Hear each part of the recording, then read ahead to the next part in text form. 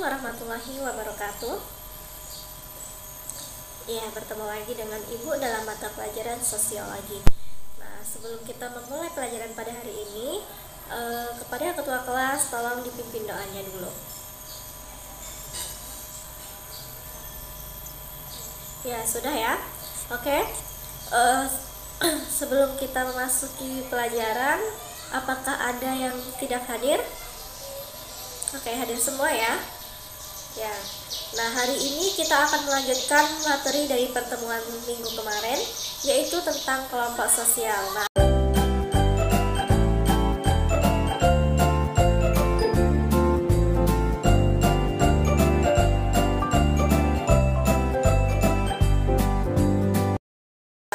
sebelum kita memasuki pelajaran hari ini, Ibu pengen mengulang sedikit tentang materi pertemuan kita minggu lalu, yaitu tentang pengertian kelompok sosial dan syarat-syarat terbentuknya kelompok sosial.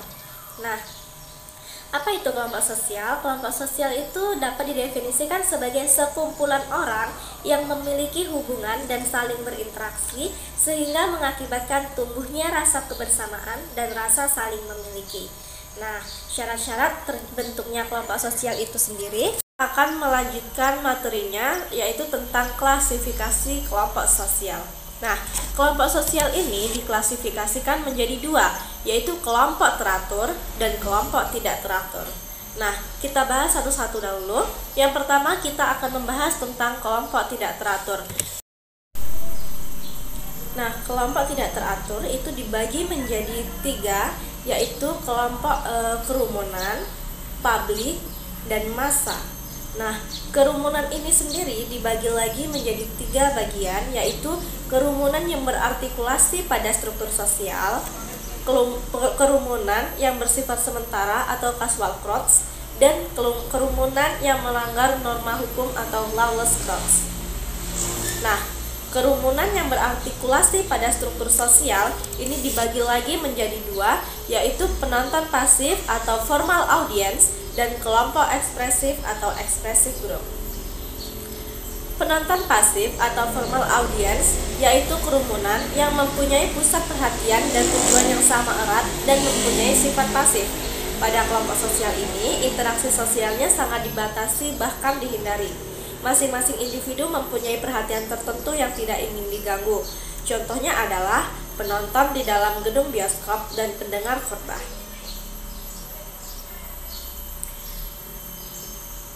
Kelompok ekspresif yaitu kerumunan yang mementingkan tujuan daripada pusat perhatian. Orang-orang yang berkumpul dengan tujuan yang sama tanpa memandang apa yang menarik perhatian mereka. Contohnya adalah orang yang berkumpul di pantai untuk berekreasi, orang yang sedang pesta, dan sebagainya. Seperti orang yang sedang berkumpul di pantai, mereka akan mempunyai tujuan yang sama, yaitu berwisata. Tetapi fokus dari tujuan fokus mereka itu berbeda-beda. Ada yang fokusnya memperhatikan ombak, ada yang berenang, ada yang berjemur, ada yang bermain pasir, dan sebagainya. Nah, selanjutnya itu ada yang kedua adalah kerumunan yang bersifat sementara. Kerumunan yang bersifat sementara atau casual crowds ini dibagi lagi menjadi tiga, yaitu kelompok yang tidak saling senang atau inconvenient aggregation, kerumunan panik atau panic crowds, dan kerumunan melihat kejadian tertentu atau spectator crowds. Kelompok tidak saling senang yaitu kerumunan sementara yang tidak menyukai kehadiran orang lain sebab dapat menghambatnya untuk mencapai tujuan. Contohnya, orang yang sedang antri di kasir. Mengapa orang yang sedang antri di kasir termasuk dalam kelompok tidak saling senang? Karena mereka cenderung merasa bosan dan tidak menyukai kehadiran orang lain. Karena semakin banyak orang yang berkumpul, maka semakin lama mereka mencapai tujuannya, yaitu menyelesaikan transaksi di meja kasir. Nah, yang kedua ada kerumunan panik atau panic crowds, yaitu kerumunan orang yang dalam keadaan panik untuk menyelamatkan diri dari bahaya. Contohnya ketika sedang terjadi gempa bumi. Nah, yang ketiga itu ada kerumunan melihat kejadian tertentu atau spectator crowds, yaitu kerumunan yang terjadi karena ingin melihat suatu kejadian tertentu. Contohnya, melihat kecelakaan, orang jualan obat, demo massa, dan sebagainya.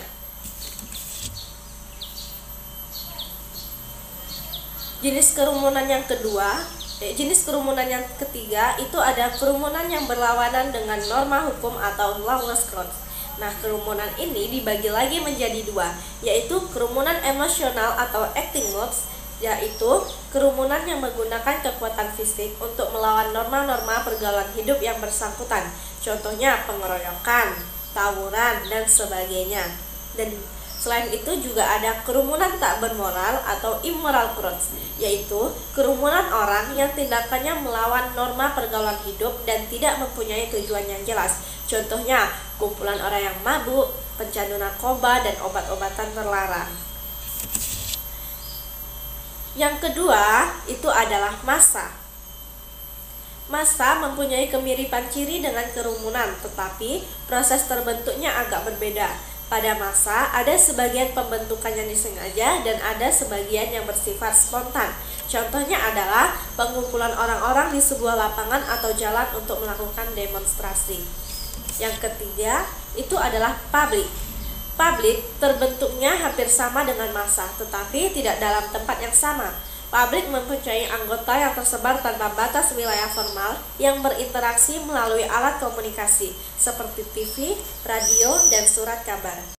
Contohnya adalah pendengar pidato presiden yang disiarkan oleh radio itu disebut public. Jadi seluruh pendengar radio yang memperhatikan pidato adalah publik. Yang kedua adalah kelompok teratur. Kelompok teratur dibagi lagi menjadi beberapa bagian, yaitu ada kelompok dasar atau basic groups, small groups and big groups, primary groups and secondary groups, in-group and out-group, paguyuban dan patembayan, informal dan formal group. Kelompok dasar atau basic group yaitu kelompok yang dibentuk spontan dari bawah untuk melindungi anggotanya terhadap tekanan negatif dari masyarakat besar. Contohnya adalah kelompok agama atau pengajian di lingkungan masyarakat. Nah, kelompok besar atau big group dan kelompok kecil atau small groups adalah kelompok besar ini adalah kelompok yang memiliki jumlah anggota relatif besar dan biasanya terbentuk dari beberapa kelompok kecil yang masing-masing menangani tugas tertentu. Sementara kelompok kecil adalah kelompok yang anggotanya relatif kecil yang dibentuk atas dasar kepentingan yang lebih spesifik. Nah, kelompok kecil ini biasanya selalu ada di dalam kelompok-kelompok besar. Contohnya, kelompok belajar adalah kelompok kecil, bagian dari kelompok besar yaitu kelas 11 IPS. Jadi kelas 11 IPS di sini adalah kelompok besar, sementara kelompok kecilnya adalah kelompok belajar, ada kelompok 1, 2, 3, 4, dan 5. Selanjutnya adalah kelompok primer atau primary group dan kelompok sekunder atau secondary group. Kelompok primer yaitu kelompok yang hubungan antar anggotanya akrab dan saling mengenal. Ciri-cirinya anggota relatif kecil, solidaritas tinggi, dan memiliki kesamaan nasib. Contohnya yaitu keluarga. Sementara kelompok sekunder yaitu kelompok yang hubungan anggotanya kurang akrab dan berdasarkan kepentingan tertentu. Contohnya adalah para karyawan di sebuah perusahaan. Kelompok dalam in-group dan kelompok luar out-group. Istilah in-group dan out-group muncul ketika anggota suatu kelompok menganggap mereka mempunyai tujuan yang sama, memiliki norma dan aturan yang sama, dan nasib yang sama. Sikap out-group ditandai dengan suatu sikap antipati suatu kelompok, biasanya memiliki solidaritas yang tinggi dan menganggap bahwa mereka lebih baik dari orang-orang di luar mereka. Setiap kelompok sosial adalah in-group untuk anggotanya dan out-group bagi anggota lain. Contohnya adalah kelas 11 adalah in-group untuk anggota kelompok kelas 11, sementara orang-orang di luar kelas itu adalah out-group bagi mereka. Begitu juga sebaliknya. Selanjutnya adalah paguyuban dan patembayan atau disebut dengan Gemeinschaft dan Gesellschaft. Paguyuban adalah bentuk kehidupan bersama yang para anggotanya diikat oleh hubungan batin yang murni dan bersifat alamiah serta kekal. Suatu kelompok dinamakan paguyuban jika memiliki ciri-ciri intimate atau hubungan menyeluruh dan akrab, private, hubungan bersifat pribadi yaitu khusus untuk beberapa orang saja, dan eksklusif, yaitu hubungan tersebut tidak berlaku untuk orang-orang di luar grup. Contohnya adalah paguyuban perantau Minang di Jakarta atau paguyuban Pasundan di Sumatera Barat. Patembayan yaitu ikatan lahir yang bersifat pokok untuk jangka waktu pendek dan berdasarkan hubungan timbal balik. Contohnya adalah Persatuan Guru Republik Indonesia atau PGRI dan Ikatan Dokter Seluruh Indonesia atau IDI. Kelompok informal dan kelompok formal. Kelompok informal yaitu kelompok yang tidak memiliki struktur pasti dan anggota kelompok yang sederhana. Contohnya adalah kelompok bermain. Sementara kelompok formal yaitu kelompok yang memiliki aturan yang tegas, struktur organisasi yang jelas, dan diciptakan untuk mengatur hubungan kelompok. Contohnya adalah unit kepolisian lalu lintas terdiri dari beberapa bagian seperti bagian administrasi, patroli, penyuluhan masyarakat, dan sebagainya. Selanjutnya adalah dinamika kelompok. Dinamika kelompok sosial adalah perubahan sosial dalam masyarakat yang mengalami permasalahan yang mengakibatkan keteraturan sosial tidak berjalan dengan semestinya. Nah, aspek-aspek dari dinamika kelompok sosial ini adalah komunikasi kelompok, konflik dalam kelompok, kohesi kelompok, dan kekuatan dan pemecahan masalah dalam kelompok. Komunikasi kelompok adalah proses dua arah yang menghasilkan perpindahan informasi dan pengertian di antara setiap individu yang terlibat.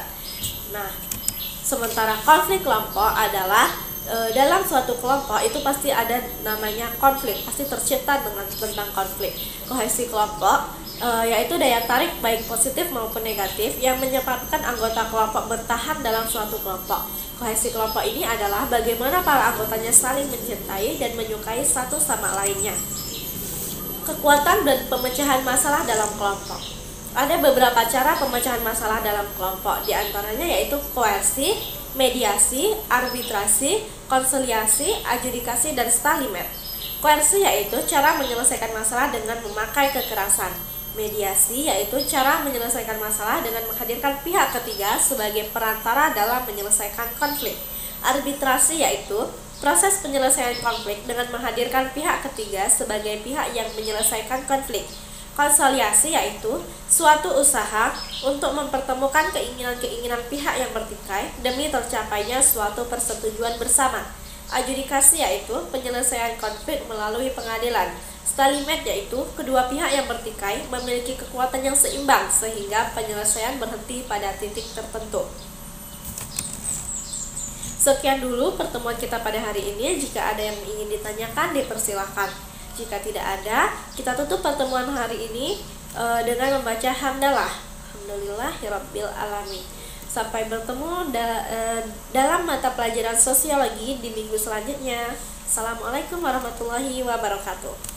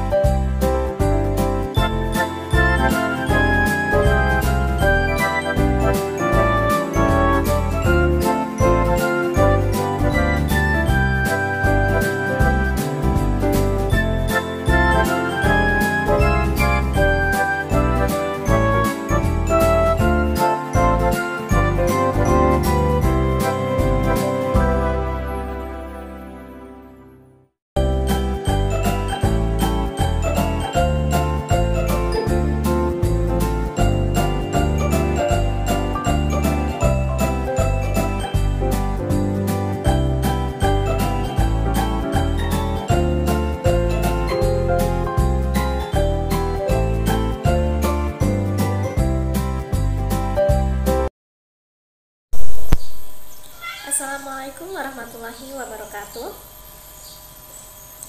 Ya, bertemu lagi dengan Ibu dalam mata pelajaran sosiologi. Nah, sebelum kita memulai pelajaran pada hari ini, kepada ketua kelas tolong dipimpin doanya dulu. Ya, sudah ya. Oke. Sebelum kita memasuki pelajaran, apakah ada yang tidak hadir? Oke, hadir semua ya. Ya. Nah, hari ini kita akan melanjutkan materi dari pertemuan minggu kemarin, yaitu tentang kelompok sosial. Nah,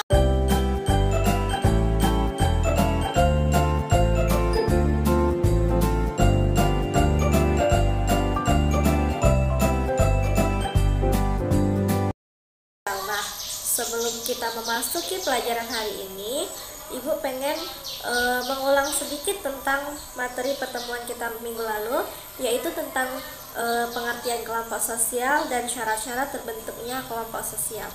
Nah, apa itu kelompok sosial? Kelompok sosial itu dapat didefinisikan sebagai sekumpulan orang yang memiliki hubungan dan saling berinteraksi sehingga mengakibatkan tumbuhnya rasa kebersamaan dan rasa saling memiliki.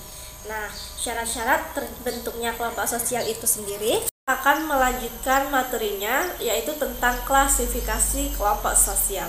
Nah, kelompok sosial ini diklasifikasikan menjadi dua, yaitu kelompok teratur dan kelompok tidak teratur. Nah, kita bahas satu-satu dahulu. Yang pertama, kita akan membahas tentang kelompok tidak teratur. Nah, kelompok tidak teratur itu dibagi menjadi tiga, yaitu kelompok kerumunan, publik, dan massa. Nah, kerumunan ini sendiri dibagi lagi menjadi tiga bagian, yaitu kerumunan yang berartikulasi pada struktur sosial, kerumunan yang bersifat sementara atau casual crowds, dan kerumunan yang melanggar norma hukum atau lawless crowds. Nah, kerumunan yang berartikulasi pada struktur sosial ini dibagi lagi menjadi dua, yaitu penonton pasif atau formal audience dan kelompok ekspresif atau expressive group. Penonton pasif atau formal audience yaitu kerumunan yang mempunyai pusat perhatian dan tujuan yang sama erat dan mempunyai sifat pasif. Pada kelompok sosial ini, interaksi sosialnya sangat dibatasi bahkan dihindari. Masing-masing individu mempunyai perhatian tertentu yang tidak ingin diganggu. Contohnya adalah penonton di dalam gedung bioskop dan pendengar khotbah.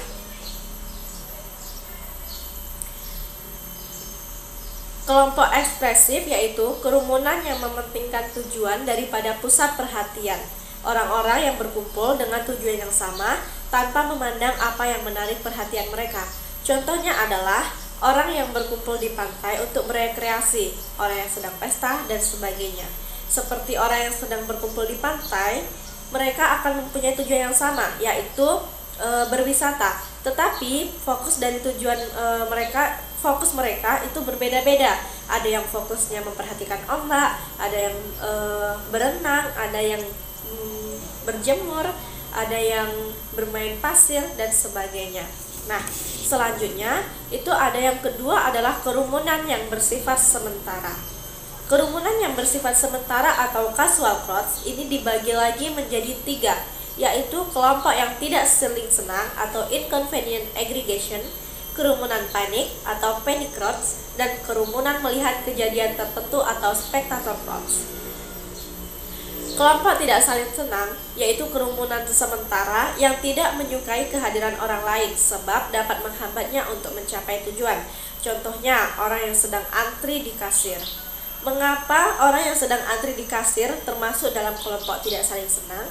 Karena mereka cenderung merasa bosan dan tidak menyukai kehadiran orang lain.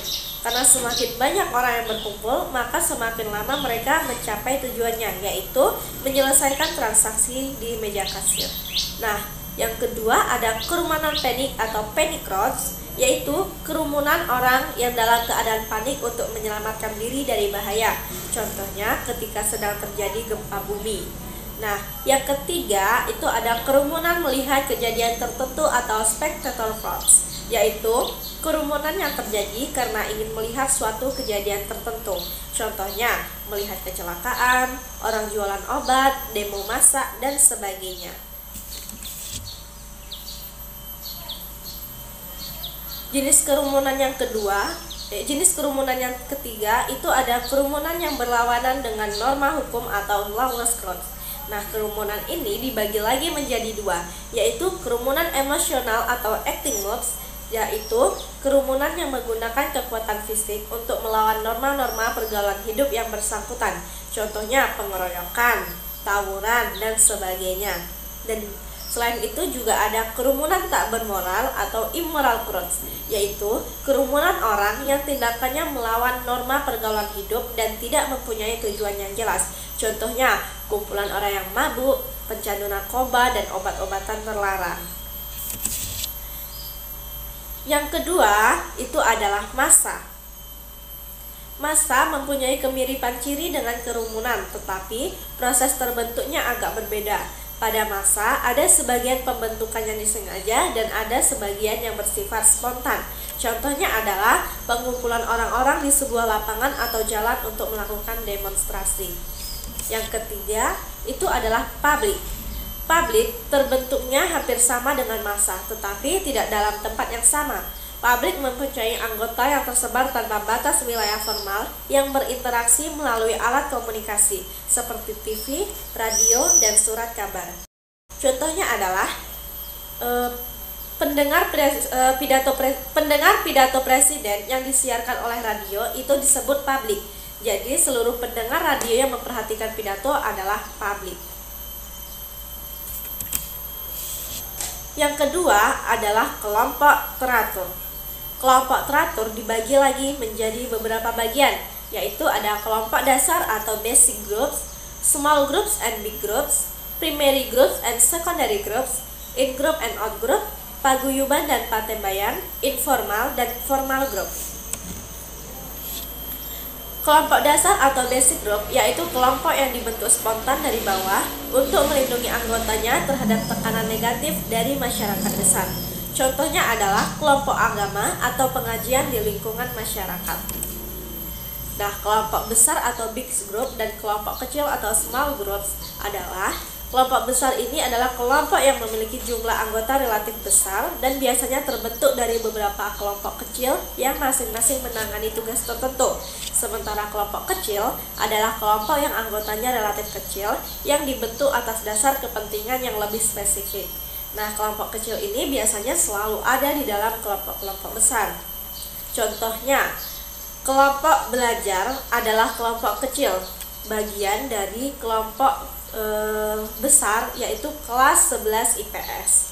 Jadi kelas 11 IPS di sini adalah kelompok besar, sementara kelompok kecilnya adalah kelompok belajar, ada kelompok 1, 2, 3, 4, dan 5. Selanjutnya adalah kelompok primer atau primary group dan kelompok sekunder atau secondary group. Kelompok primer yaitu kelompok yang hubungan antar anggotanya akrab dan saling mengenal.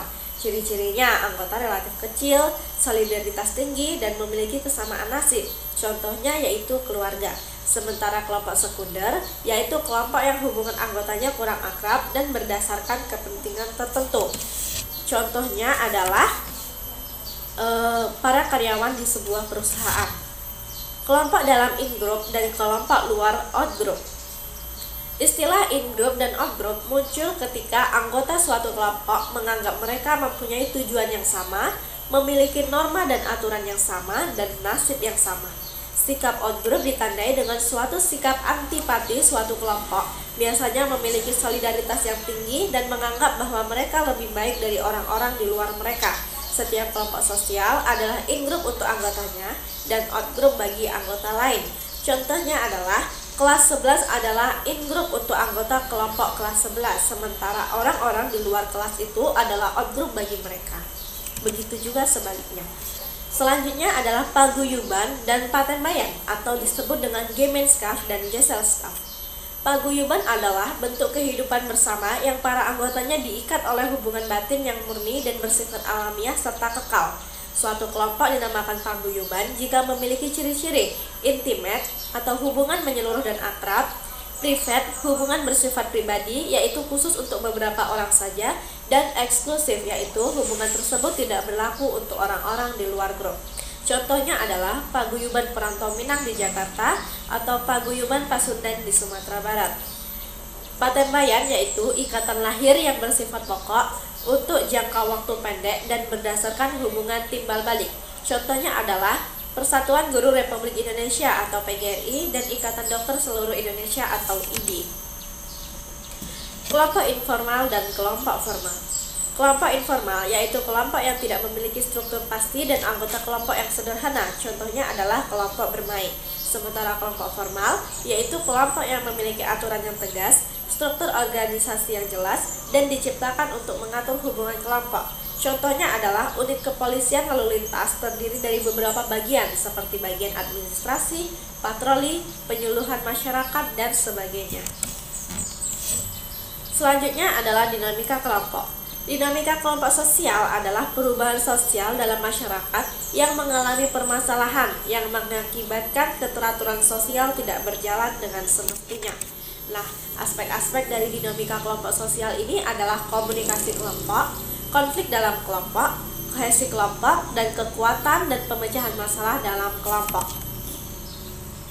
Komunikasi kelompok adalah proses dua arah yang menghasilkan perpindahan informasi dan pengertian di antara setiap individu yang terlibat. Nah, sementara konflik kelompok adalah dalam suatu kelompok itu pasti ada namanya konflik, pasti tercipta tentang konflik. Kohesi kelompok yaitu daya tarik baik positif maupun negatif yang menyebabkan anggota kelompok bertahan dalam suatu kelompok. Kohesi kelompok ini adalah bagaimana para anggotanya saling mencintai dan menyukai satu sama lainnya. Kekuatan dan pemecahan masalah dalam kelompok.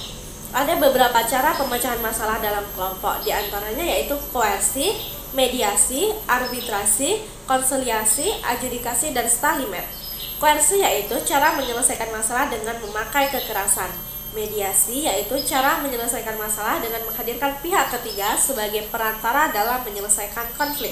Arbitrasi yaitu proses penyelesaian konflik dengan menghadirkan pihak ketiga sebagai pihak yang menyelesaikan konflik.